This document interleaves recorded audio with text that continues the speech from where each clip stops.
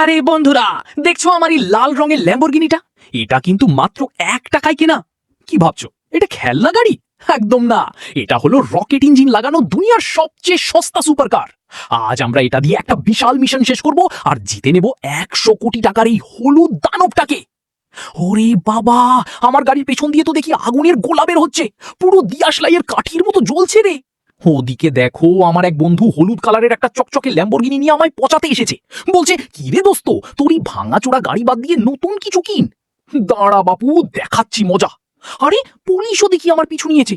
আমাকে ধরতে পারবে না বাপু। এই যে দেখো, সামনে স্প্রাইটের একটা বিশাল র্যাম্প। এখন হবে আসল ওড়াউড়ি। 1 2 3 অ্যান্ড গো। উফ, হলো না রে বন্ধুরা, আমার 1 টাকার গাড়িটা দেখি মাঝপথে ডিগবাজি খেয়ে গেল। এইভাবে তো আর মিশন জেতা যাবে না। চলো, আমার জমানো টাকা দিয়ে একটা ভালো দেখে গাড়ি কিনে ফেলি। এই যে শোরুমে এসে গেছি। ওরে সাবাস, এখানে তো সব রাজকীয় গাড়ি।